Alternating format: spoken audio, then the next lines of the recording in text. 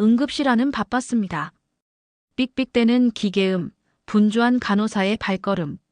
그 가운데 5살 남짓한 아이가 울먹이며 누워 있었습니다. 작은 얼굴, 새하얀 피부, 코피가 멈추지 않았습니다. 민규는 조용히 아이의 얼굴을 들여다보았습니다. 괜찮아요. 조금만 참아요. 그 말에 아이는 고개를 끄덕였지만 그 눈빛은 어디서 많이 본 듯 했습니다. 간호사가 물었습니다. 선생님, 지혈제 놓을까요? 민규는 대답하지 못했습니다. 그 순간 눈앞에 떠오른 건 병원도 아이도 아닌 한겨울의 작은 방이었습니다. 창문 너머로 눈발이 흩날리던 그날. 서울 외곽의 낡은 원룸. 이른 새벽 방 안은 냉기로 가득했습니다. 아이의 기침 소리가 얇은 벽을 울렸습니다. 엄마, 또 코피 나요. 5살 민규. 얇은 이불 속에서 고개를 든 그의 얼굴은 지금 응급실에 누운 그 아이와 너무도 닮아 있었습니다. 소영은 벌떡 일어나 휴지를 들고 아들의 코끝을 닦았습니다. 괜찮아, 민규야. 조금만 참자. 곧 괜찮아질 거야. 하지만 멈추지 않는 붉은 핏자국. 의사는 말했습니다. 재생불량성 빈혈입니다. 수혈과 장기 치료가 필요하지만 이 병은 한국에서 감당하기 어렵습니다. 소영은 병원, 보건소, 입양기관을 매일 돌았습니다. 매일 조금씩 울음을 삼켰습니다. 제가 직접 키울게요. 밤새워서라도. 하지만 돌아오는 대답은 같았습니다. 사랑만으로는 이 병을 이겨낼 수 없습니다. 결정은 너무 빨리 내려졌습니다. 미국의 한 병원으로 입양. 이름도 신분도 달라졌습니다. 그날 민규는 눈사람을 만들며 말했습니다. 엄마도 나중에 미국 와요. 같이 살자. 소영은 그 말에 고개를 끄덕일 수밖에 없었습니다. 오후가 되어 입양기관 차량이 도착했고 소영은 민규의 외투를 단단히 여며주었습니다. 엄마 같이 가요. 민규야, 엄마가 금방 데리러 갈게. 진짜지? 응. 진짜야. 그 거짓말이 평생을 무겁게 만들 줄은 몰랐습니다. 민규는 다시 아이의 얼굴을 바라보았습니다. 얼마 전 자신이었던 그 아이. 그의 손이 조심스럽게 움직였습니다. 붕대를 감싸며 조용히 속삭였습니다. 괜찮아. 넌 잘 클 거야. 이름표엔 데이비드 파크, M.D. 라고 적혀 있었지만 그날 민규는 온전히 박민규로 돌아갔습니다. 응급실의 시계는 새벽 5시를 가리키고 있었죠. 하얀 조명이 머리 위에서 웅웅거리고 의료진들의 발걸음은 분주하게 오갔습니다. 그때 간호사의 외침이 공간을 가르며 울렸습니다. 민규 선생님, 아이 하나 들어왔어요. 코피가 멈추질 않아요. 그는 반사적으로 장갑을 끼고 아이 쪽으로 향했습니다. 10살쯤 되어 보이는 남자아이. 얼굴은 창백했고 코와 입가에는 마르지 않은 핏자국이 남아 있었죠. 박민규는 침착하게 말했습니다. 산소 포화도 측정하고 CBC 준비해 주세요. 혹시 과거 병력 있나요? 아이의 어머니가 떨리는 목소리로 대답했습니다. 예전에 한 번 수혈을 받은 적이 있어요. 근데 다시 또. 그 순간 민규의 손이 잠시 멈췄습니다. 창백한 얼굴, 멈추지 않는 코피, 그리고 수혈이라는 단어. 모든 것이 그의 오래된 기억을 거칠게 건드렸습니다. 그는 아이의 눈을 바라보았습니다. 검은 눈동자 속에 오래전 자신의 모습이 떠올랐죠. 그도 그랬습니다. 5살 겨울, 멈추지 않던 코피. 그리고 어머니의 떨리는 손. 너무도 생생했던 기억. 서울 외곽의 좁고 추운 방, 그리고 이름도 없이 떠나야 했던 그날의 이별. 그는 다시 집중하며 아이의 치료에 전념했습니다. 그 손길은 더욱 조심스럽고 더욱 정확해졌죠. 다시는 누군가에게 그런 작별을 강요하고 싶지 않았습니다. 그는 조용히 마음속으로 되뇌었습니다. 괜찮아요. 당신은 이제 혼자가 아니에요. 아이가 조금씩 안정을 되찾고 코피가 멈췄을 무렵 간호사가 조심스럽게 물었습니다. 선생님, 괜찮으세요? 손이 좀 떨리시는 것 같아서요. 박민규는 고개를 저었습니다. 괜찮습니다. 그냥 조금 오래된 기억이 났어요. 그리고 그는 다시 아이의 이마에 조심스럽게 손을 얹었습니다. 차가운 피부 너머로 따뜻한 다짐이 조용히 번져갔습니다. 새벽 응급 상황이 지나고 병원은 잠시 숨을 돌렸습니다. 박민규는 조용히 옥상으로 향했어요. 눈발은 여전히 흩날렸고 도시의 불빛은 멀게만 느껴졌습니다. 그는 흰 가운을 벗지 않은 채 난간에 기대 서 있었어요. 문득 주머니 속에서 뭔가를 꺼냈습니다. 작고 오래된 사진이었죠. 사진 속엔 어린아이가 웃고 있었고 옆엔 소영의 얼굴이 있었어요. 그녀는 여전히 그를 바라보는 듯 미소 짓고 있었죠. 민규는 손끝으로 사진을 천천히 어루만졌습니다. 그리고 자신도 모르게 중얼거렸어요. 엄마, 나 잘하고 있죠? 기억은 조용히 과거를 끌어올렸습니다. 5살 서울 외곽의 그 원룸, 그 겨울, 그 병, 그리고 작별. 그날 이후 그는 수없이 많은 아이들을 마주했어요. 아프고 버려지고 외로운 아이들. 그중 누구도 다시는 자신처럼 되지 않게 하겠다고 다짐 또 다짐하며 살아왔습니다. 그는 잠시 눈을 감았다가 다시 떴어요. 그리고 핸드폰을 꺼내 메일함을 열었습니다. 수신함엔 한 통의 메시지가 도착해 있었어요. 안녕하세요. 혹시 박민규 씨 맞으신가요? 보낸 사람의 이름은 낯설었어요.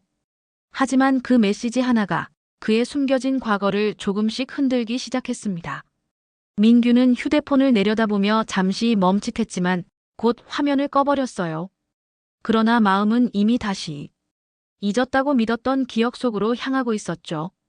그는 깊은 숨을 들이켰습니다. 그리고 조용히 혼잣말했어요. 괜찮습니다. 이제 마주할 수 있을 것 같아요.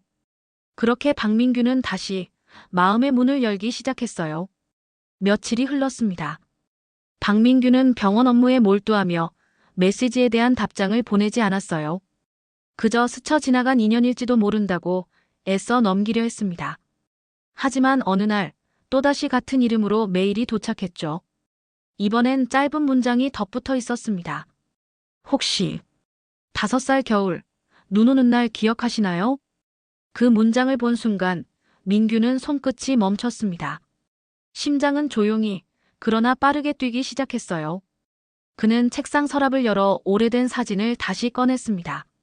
그 속에 소영과 어린 자신, 미소 짓던 그 겨울날의 얼굴이 다시 떠올랐죠. 민규는 깊은 숨을 들이쉬고 조심스럽게 메일을 열었습니다. 그리고 마침내 몇 자의 답장을 적기 시작했어요. 당신은 누구신가요? 그날을 기억한다면 그 아이를 아시나요? 답장이 오기까지 하루가 걸렸습니다.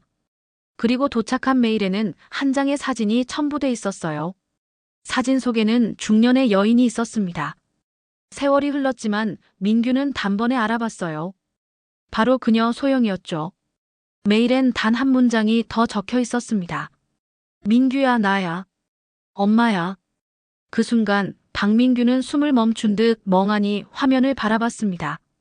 그토록 찾고 싶었지만 찾지 못했던 이름. 그토록 지우고 싶었지만 지울 수 없었던 얼굴. 모든 감정이 다시 밀려들기 시작했어요. 그는 조용히 화면을 끄고 병원 옥상으로 올라갔습니다. 도시는 여전히 분주했지만 그의 시선은 더 먼 곳을 향하고 있었어요. 그날 이후 민규는 매일 밤 한 통의 메일을 적기 시작했습니다. 지금껏 하지 못했던 말들, 미처 전하지 못했던 마음들, 그리고 무엇보다 다시 마주할 준비를 하기 위해 기억은 조용히 그러나 분명히 되돌아오고 있었습니다. 그는 마지막 문장을 쓰고 조용히 중얼거렸습니다. 기다려주세요. 꼭 가겠습니다. 겨울이 끝날 무렵 박민규는 한국행 비행기에 몸을 실었습니다. 10여 시간의 비행 내내 눈을 감아보려 했지만 눈꺼풀은 좀처럼 무겁지 않았어요. 그는 창밖 어둠 속에 스치는 구름을 바라보며 생각에 잠겼습니다. 마침내 인천공항에 도착했을 때 새벽 공기는 유독 차가웠습니다. 그에게 이 나라는 낯설면서도 익숙한 냄새를 풍겼어요. 무언가 오래된 기억이 그 공기 사이로 스며드는 듯했죠. 숙소에 짐을 풀고 그는 메일로 받았던 주소를 다시 확인했습니다. 서울 외곽의 작은 마을, 낡은 골목길. 민규는 조심스레 그 길을 걸었습니다. 한참을 걷다 작은 식당 앞에 도착했어요. 간판은 발에 있었고 창가에는 하얀 커튼이 살짝 흔들리고 있었습니다. 그는 문 앞에서 한참을 망설였습니다. 심장은 터질 듯 뛰었고 손은 떨렸어요. 하지만 마침내 문을 조심스럽게 밀었죠. 작은 종이 울리며 문이 열렸고 안에서는 조용한 라디오 소리만이 흐르고 있었습니다. 카운터 뒤편에서 한 여인이 고개를 들었어요. 그녀는 잠시 멈칫하다 이내 두 눈을 크게 떴습니다. 박민규도 아무 말 없이 그녀를 바라봤죠. 몇 초의 침묵. 그리고 그녀가 조심스레 입을 열었습니다. 민규야. 정말 너니? 민규는 대답하지 못했어요. 그저 천천히 걸어가 조용히 그녀 앞에 섰습니다. 소영은 떨리는 손으로 그의 얼굴을 어루만졌습니다. 세월의 무게가 스친 손끝이었어요. 민규는 작게 그러나 또렷하게 말했습니다. 엄마. 늦어서 죄송합니다. 소영의 눈에 눈물이 고였어요. 그리고 마침내 두 사람은 조용히 서로를 안았습니다. 식당 안은 따뜻했고 그 순간만큼은 시간이 멈춘 듯했죠. 이제 진짜 이야기가 시작되려 하고 있었습니다. 재회 후 며칠간 박민규는 어머니와 많은 시간을 보냈어요. 식당이 문을 닫은 늦은 밤, 두 사람은 마주 앉아 조용히 차를 마셨습니다. 하지만 대화는 길지 않았어요. 오히려 침묵 속에서 더 많은 것이 오고 갔죠. 소영은 민규가 좋아하던 된장국을 끓였습니다. 그는 그 익숙한 향기에 눈을 감았어요. 어린 시절의 기억이 국물처럼 마음속을 천천히 데워주었죠. 미국에서 많이 힘들었니? 소영이 조심스럽게 물었습니다. 민규는 고개를 들지 않은 채 조용히 고개를 저었어요. 그곳에서 좋은 분들을 만났습니다. 병도 나았고 공부도 했고요. 그는 잠시 말을 멈췄다가 낮게 덧붙였어요. 하지만 늘 그리웠습니다. 이 냄새, 이 말투, 이 거리. 그리고 엄마를요. 소영의 눈이 붉어졌습니다. 그녀는 민규의 손을 살며시 잡았어요. 엄마도 하루도 너를 잊은 적이 없단다.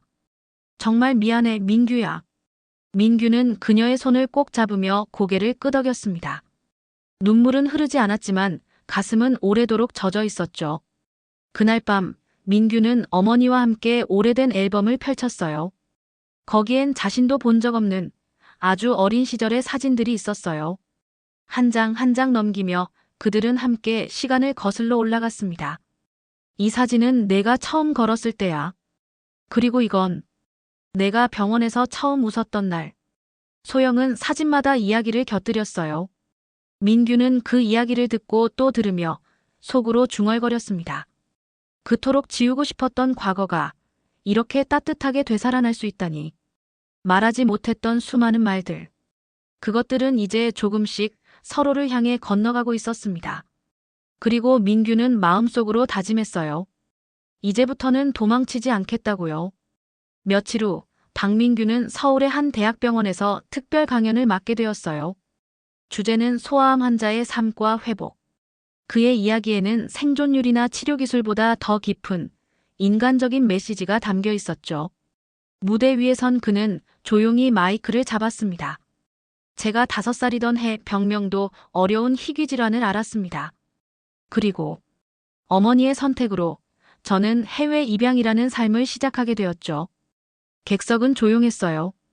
누군가는 숨을 죽인 채 그의 이야기를 들었고 누군가는 눈을 감은 채 마음으로 받아들였습니다. 치료보다 더 힘들었던 건 정체성을 잃어버리는 시간이었습니다. 데이비드라는 이름으로 살았지만 제 아내 박민규는 어떤 날은 울고 어떤 날은 도망치고 싶어 했습니다. 그의 목소리는 단단했지만 어느 순간 약간 떨렸어요. 그러나 저는 다시 이곳으로 돌아왔습니다. 그리고 제 어머니를 다시 만났습니다. 짧은 침묵. 그리고 그는 고개를 들어 관중을 바라보았어요. 제 이야기가 누군가에겐 위로가 되기를 바랍니다. 혹시 자신을 잃어버렸다고 느끼는 이가 있다면 당신은 여전히 당신입니다. 박수 소리는 크지 않았지만 오래 지속됐습니다. 그는 천천히 무대 아래로 내려왔고 그를 기다리던 소영이 조용히 손을 내밀었어요. 모자가 다시 맞잡은 손. 이번엔 놓지 않겠다는 듯 더 단단했어요. 그리고 그날 밤 민규는 일기장에 이렇게 적었습니다. 누구도 자신을 온전히 기억하지 못할지라도 내가 나를 기억하면 되는 것이다. 그리고 사랑은 시간을 건너 돌아오는 것이다. 이제 그는 과거를 이야기할 수 있는 사람이 되었어요. 그리고 내일을 계획할 수 있는 사람이기도 했습니다. 몇 달 후 박민규는 서울 외곽의 작은 진료소를 열었습니다. 소아 혈액 질환과 관련된 무료 상담과 진료를 중심으로 한 공간이었어요. 간판은 소박했지만 그 안엔 커다란 다짐이 담겨 있었죠. 진료소는 늘 분주했어요. 경제적으로 치료가 어려운 아이들과 그 가족들이 하나둘 민규를 찾아왔습니다. 그는 한 아이의 눈을 바라볼 때마다 과거의 자신을 떠올렸어요. 괜찮습니다. 천천히 설명해 드릴게요.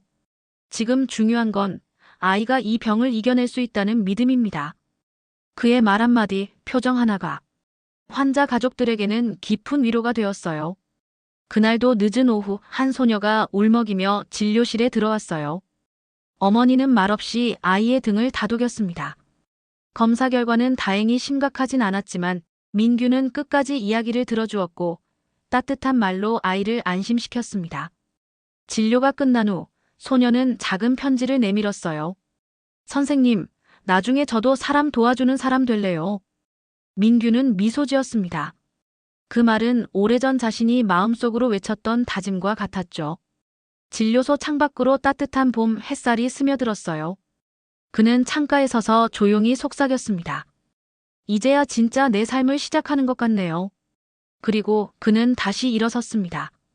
이제는 도망치지 않고 누군가의 손을 잡아주는 사람이 되기로 한 그 마음 그대로요.